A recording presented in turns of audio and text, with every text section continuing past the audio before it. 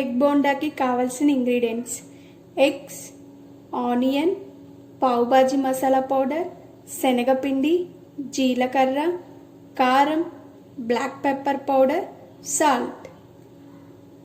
ఇప్పుడు first process అండి, మనం ఎగ్ బాయిల్ చేసుకోవాలి. సో ఇవి ఎగ్ బాయిల్ చేసినవండి.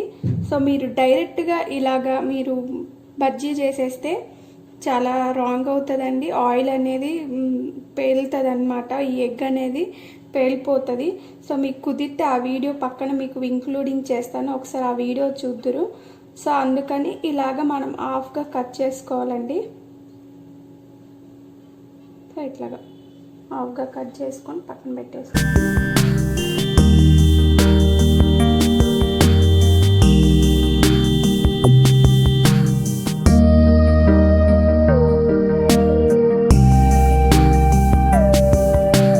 ఇప్పుడు నెక్స్ట్ ప్రాసెస్ చూపిస్తున్నానండి. తర్వాత ఎగ్స్ కట్ చేసుకున్నాం కదా, తర్వాత శనగపిండి 3/4 కప్, తర్వాత పావ్ బాజీ మసాలా పౌడర్.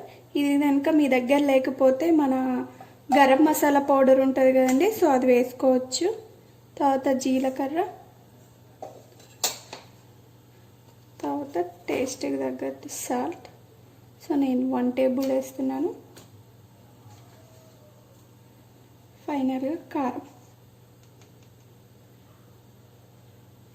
1.5 వేస్తున్నాను. సో ఇందాక ఇంగ్రీడియంట్స్లో నేను వాటర్ మర్చిపోయానండి. సో వాటర్ మిక్స్ చేసుకుంటూ మనం మిక్స్ చేద్దాం. ఇప్పుడు ఫస్ట్ వీటిని బాగా మిక్స్ చేద్దాము, ఆ తర్వాత వాటర్ యాడ్ చేసుకొని మిక్స్ చేద్దాం.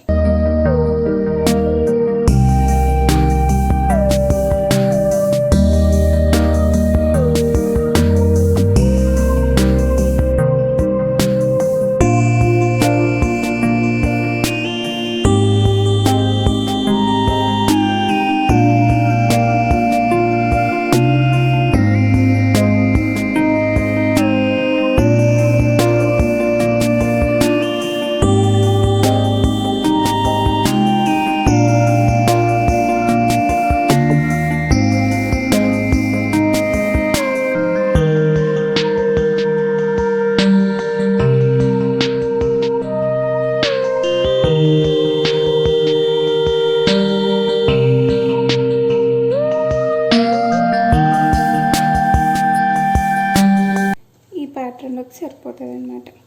సో ఇలాగా ఇప్పుడు మనము ఎగ్ బజ్జీ చేసేద్దాం. నేను డీప్ ఫ్రైకి కావాల్సిన ఆయిల్ తీసుకున్నానండి. ఆల్రెడీ హీట్ అయిపోయింది ఆయిల్ కూడా. సో నేను మీడియం ఫ్లేమ్లోనే పెట్టేస్తున్నానండి, సిమ్ టు మీడియం ఫ్లేమ్లో. సో ఆయిల్ హీట్ అయింది. సో మీరు ఎగ్ తీసేసుకొని సో జస్ట్ ఇలా డిప్ చేసి దానిపైన ఇట్లా మీరు చేయండి. మళ్ళీ మీరు రివర్స్ చేయొద్దు ఎగ్ని. సో ఎలా అయితే ఉంచారో సో అలాగనే డిప్ చేసుకొని అలాగే తీసి ఆయిల్లో వేసేయడం. సో మళ్ళీ ఇంకొకసారి చూపిస్తాను చూడండి, ఇదిగోండి. సో డిప్ చేసి దీనిపైన మళ్ళీ ఒకసారి ఇలా వేసి సో దీన్ని ఇలా అనేసి సేమ్ డైరెక్ట్గా ఇంకా ఆయిల్లో వేసేయడమే. మీరు సోడా కావాలనుకుంటే బేకింగ్ సోడా వేసుకోవచ్చండి, బట్ నేను వేయడం లేదు. ఇన్ కేస్ మీరు కావాలనుకుంటే బేకింగ్ సోడా కూడా యూజ్ చేయవచ్చు.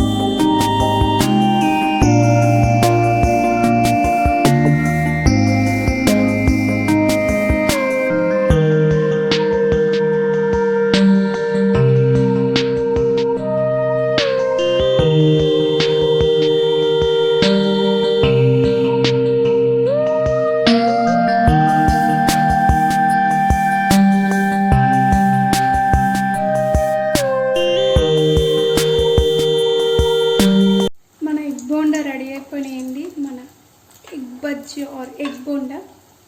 సో చూడండి సో ఇప్పుడు మనం ప్లేట్లోకి తీసేసుకుందాం.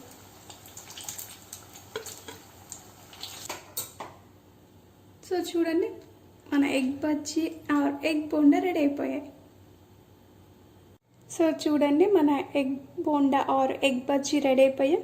సో ఇలాగ ఒట్టుగా తినేస్తే మనకు ఉండదు కదండి టేస్ట్, ఇంకా డిఫరెంట్ టేస్ట్ కావాలి కాబట్టి మనకు. సో ఇప్పుడు బ్లాక్ పెప్పర్ తీసుకొని జస్ట్ అలాగా కొంచెం కొంచెం వాటి మీద చల్లేసుకుందాము. ఇంకా డిఫరెంట్ టేస్ట్ వస్తుంది అనమాట. ఇలాగ బ్లాక్ పెప్పర్ లేకపోతే చాట్ పౌడర్ ఉంటుంది కదా, సో అది చల్లేసుకుంటే. అండ్ ఆనియన్స్ ఉన్నాయి కదండి, ఆనియన్స్లో కూడా ఇప్పుడు బ్లాక్ పెప్పర్ ఉంది కదా, సో ఆనియన్స్లో కూడా మిక్స్ చేసేసుకొని ఈ ఆనియన్స్ కూడా ఇలా మిక్స్ చేసేసి